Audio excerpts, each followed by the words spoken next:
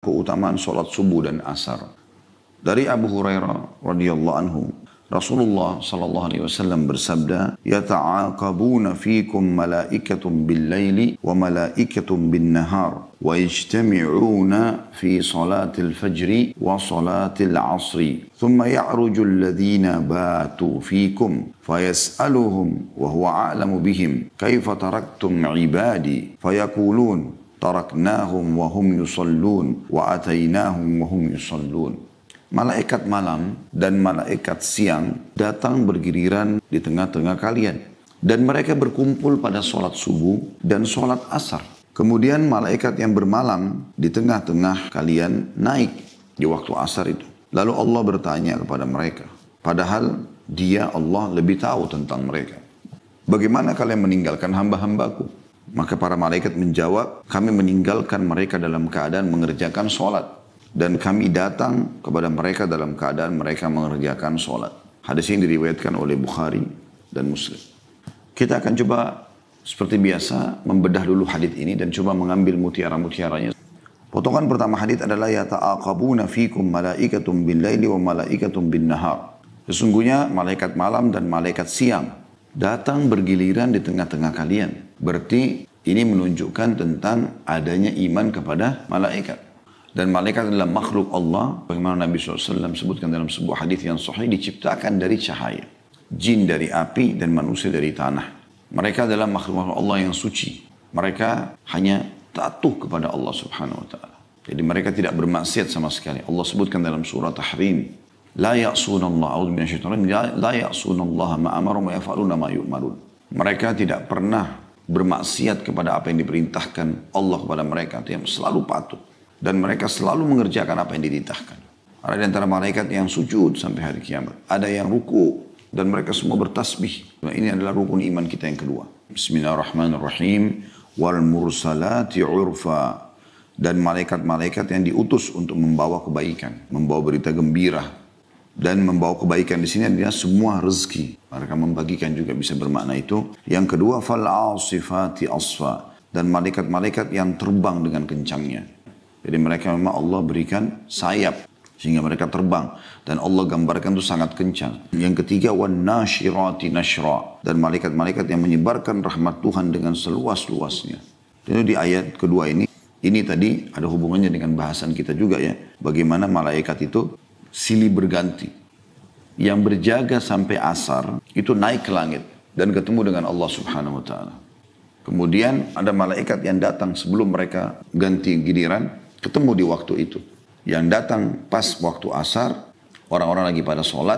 Kemudian yang berjaga sampai asar dari malamnya, itu akan naik ke langit melapor.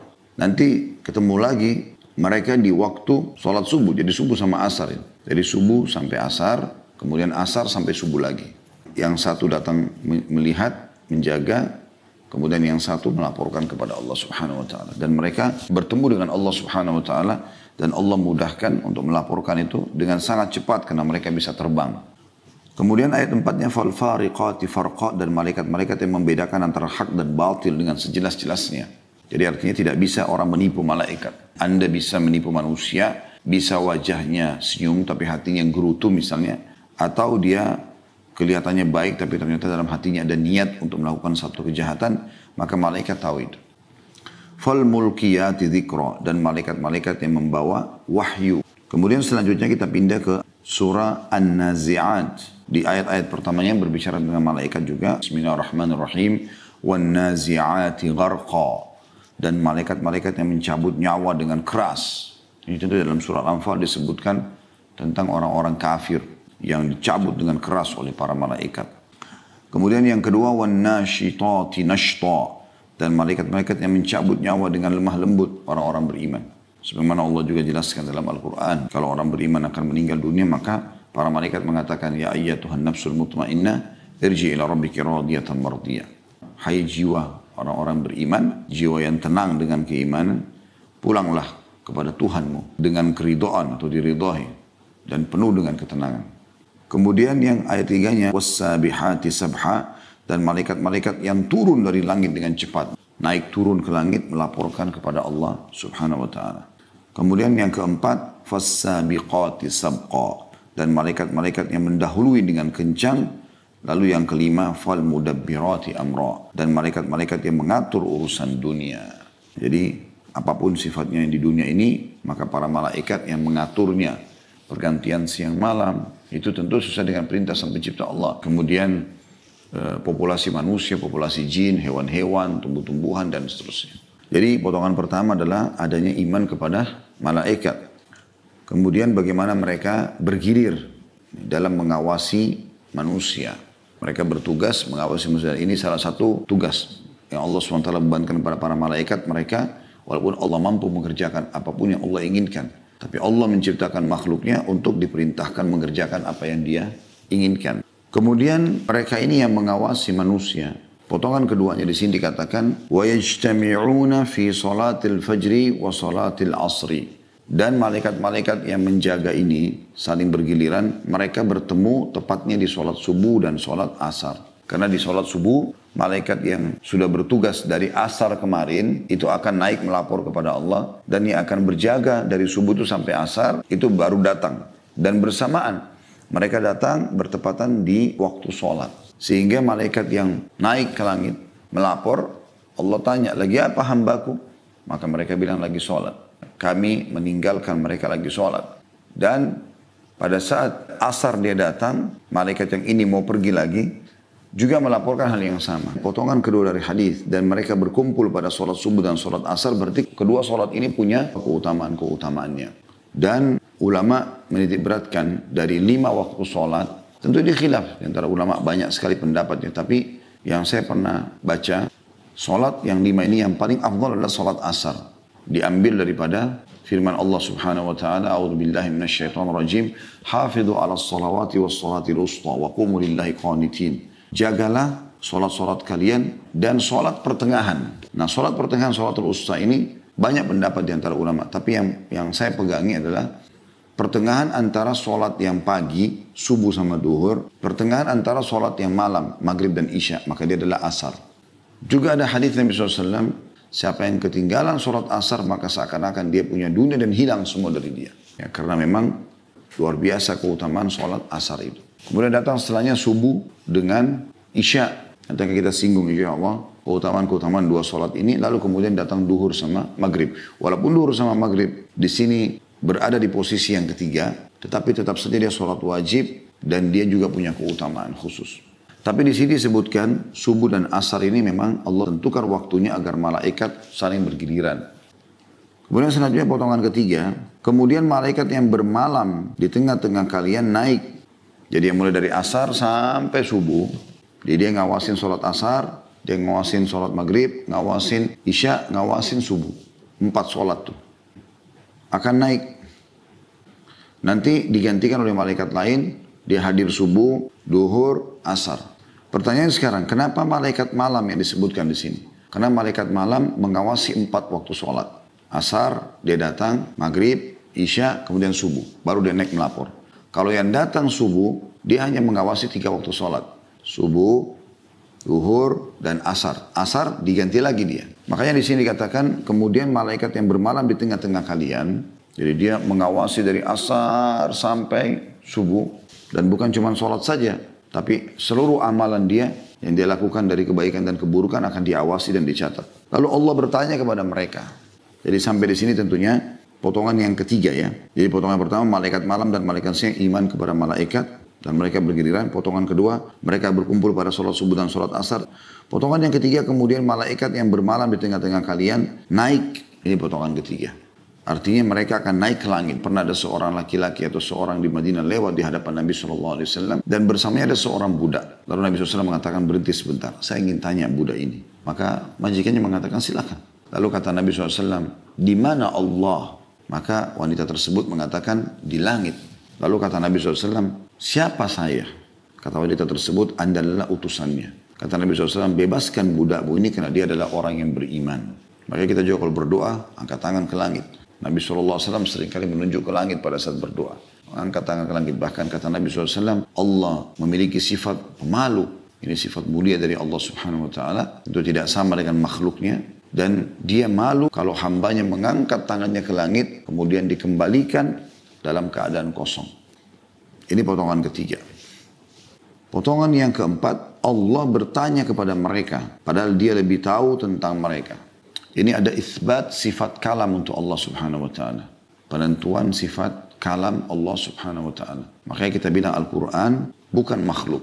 Dan dia adalah kalamullah, perkataan Allah. Karena kalau kita katakan makhluk, sebagaimana yang lainnya makhluk, misalnya manusia, jin, dan segala macam, maka berarti ada bagian dari Allah yang makhluk. Karena itu perkataan Allah SWT. Nah kita mengimani sebagaimana Imam Ahmad rahimahullah mempertahankan itu.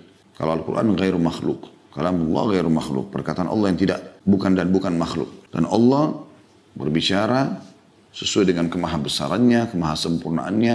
Dan kita mengimani apa adanya. Makanya kan juga tentang Nabi Musa alaihissalam, Allah subhanahu wa ta'ala mengatakan, A'udzubillahi minasyaitonir rajim, wa kallama Allah Musa taklima. Dan Allah mengajak bicara Musa secara langsung. Lalu di sini ada pelajaran penting, dikatakan bertanya kepada mereka. Dan langsung dijawab setelah itu ya. Karena kalau tidak ada jawaban ini mungkin manusia akan bisa menyangka, oh berarti Allah ada yang tidak diketahui. Lalu dikatakan, padahal dia lebih mengetahui tentang mereka. Maksudnya mengetahui tentang hamba-hamba yang di bumi dan juga para malaikat ini. Apa yang dikerjakan Allah tahu semua. Allah itu mampu mengerjakan apapun dan mengetahui segala sesuatunya. Wa qad ahata bi kulli syai'in ilma, dan Allah meliputi segala sesuatu dengan keluasan ilmunya. Allah sudah tahu tapi Allah jadikan sunnatullah, peraturan. Pertanyaan itu adalah bagaimana kalian meninggalkan hamba-hambaku? Pada saat kalian datang melapor di aku ini di waktu subuh, melapor, bagaimana kalian tinggalkan tuh? Dari asar kemarin, asar, maghrib, isya, subuh. Maka mereka menjawab, kami meninggalkan mereka dalam keadaan mengerjakan sholat. Dan kami datang, pada saat datang, kemarin kan dia tugas tuh malaikat ini. Asar, maghrib, isya, subuh. Nah kan sebelumnya dia datang di waktu asar hari kemarin tuh. Maka mereka melaporkan, pada saat kami datang di waktu asar mereka lagi sholat. Pada saat kami pergi pun di waktu subuh tinggalkan mereka, mereka lagi sholat. Makanya keutamaan sholat asar dan sholat subuh. Karena itu yang menjadi fokus laporan kepada Allah subhanahu wa ta'ala. Dan ini teman-teman juga menandakan ada keutamaan khusus bagi orang yang sholat di awal waktu. Dan cukup banyak hadis yang membicarakan tentang masalah awal waktu. Di dalam bab keutamaan sholat subuh dan asar. Tepatnya itu di bab nomor 188 dari kitab Riyadhus Shalihin. Dan nomor hadisnya 1054. Bunyinya dari Abu Musa al-Asy'ari radhiyallahu anhu bahwa Rasulullah SAW bersabda, man shallal bardaini dakhalal jannah.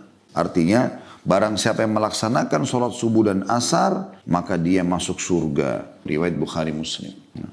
Berarti menandakan memang dua sholat ini difokuskan. Subuh dan asar atau asar dan subuh. Juga dalam hadis yang lain nomor 1055. Tentu kenapa di sini sebagian ulama ada yang memberikan gambaran kenapa subuh dan asar? Karena umumnya di dua waktu ini manusia umumnya beristirahat. Di waktu subuh itu mereka tidur malam, di waktu siang ada disilakan atau ada dikenal dengan kaidula, istirahat siang.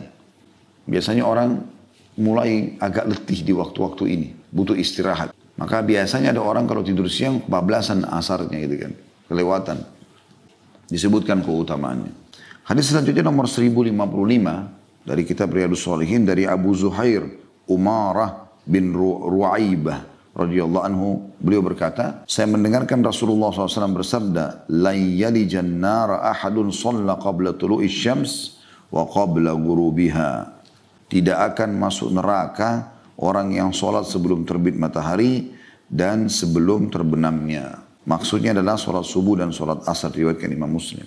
Jadi di sini ada yang mengatakan subuh dan asar, ini pendapat yang paling umum dipilih oleh para ulama, termasuk Imam Nawawi sendiri rahimahullah. Dan juga bisa bermakna tidak akan masuk neraka orang yang sholat sebelum terbit matahari dan sebelum terbenam matahari, maksudnya kelima waktu sholat. Karena memang semuanya masuk di sini kan, terbit dan terbenam. Terbenam matahari berarti maghrib, isya, subuh. Terbit matahari bisa masuk dalamnya terbit fajar yang untuk subuh ya, bukan berarti terang matahari semuanya. Maka subuh, duhur, dan asar. Juga dalam hadis Diriwayatkan atau diangkat juga oleh Imam Nawawi nomor 1056 selanjutnya. Dari Jundub bin Sufyan radhiyallahu anhu, beliau berkata, Rasulullah SAW bersabda, "Man shalla subha fahuwa fi dhimmatillah. Fanzur ya ibna Adam, la yatrubannaka Allahu min dhimmatihi bi syai'." Barang siapa yang melaksanakan salat subuh, maka dia berada dalam lindungan Allah. Maka perhatikanlah wahai anak Adam, jangan sampai Allah menuntutmu sedikit pun karena perlindungannya. Diriwayatkan oleh Imam Muslim. Artinya hati-hati, jaga. Jangan sampai kalian luput sholat subuh. Apakah itu berjamaah di masjid bagi laki-laki atau ibu-ibu sholat di rumah. Maka mereka berada di naungan Allah subhanahu wa ta'ala. Artinya mereka dijaga sama Allah sampai besok pagi lagi. Juga dalam hadis lain diangkat juga oleh Imam Nawawi nomor 1058. Dari Jarir bin Abdullah al-Bajali radhiyallahu anhu, beliau berkata, "Kunna 'inda an-nabi sallallahu alaihi wasallam fa nadhara ila al-qamari lailatal badr. فقال إنكم سترون ربكم كما ترون هذا القمر لا تضامون في رؤيته فإن استطعتم ألا تغلبوا على صلاة قبل طلوع الشمس وقبل غروبها فافعلوا." Kami berada di sisi Nabi SAW, kata sahabat yang mulia Jarir radhiyallahu anhu. Tiba-tiba beliau melihat rembulan di malam purnama. Jadi kebetulan lagi terang langit, ada bulan terang. Ya, lalu beliau pun, kebetulan waktu itu di tanggal 14. Pertengahan bulan itu biasanya terang bulan kan, 13, 14, 15 kita dianjurkan puasa ya. Semua itu dijelaskan dalam riwayat lain. فَنَظَرَ إِلَى الْقَمْرِ لَيْلَةَ 14. Beliau melihat rembulan pada malam ke-14. Lalu beliau bersabda sallallahu alaihi wasallam, "Sungguhnya kalian akan melihat Rabb kalian sebagaimana kalian melihat rembulan ini." Nah, bagi teman-teman yang belum pernah lihat bisa melihat itu. Tapi bulan Hijriah ya, tanggal 13, 14, 15. Nah, tanggal 14 itu puncak-puncaknya. Kita akan lihat bulan itu besar dan terang gitu. Maka Nabi SAW waktu lihat itu mengatakan kepada para sahabat, "Sungguhnya kalian akan melihat Rabb kalian sebagaimana kalian melihat rembulan ini." Maksudnya di hari kiamat nanti. Kalian tidak akan bersusah payah dalam melihatnya. Maka jika kalian mampu untuk tidak terlewatkan oleh sholat sebelum terbit matahari dan sebelum terbenam matahari, maka lakukanlah. Tentu yang dimaksud sini adalah, tadi dua pendapat, ada yang mengatakan subuh sama asar, ada yang mengatakan 5 waktu sholat itu semua. Karena semuanya masuk di istilah ini ya, sebelum terbit matahari dan sebelum terbenam matahari.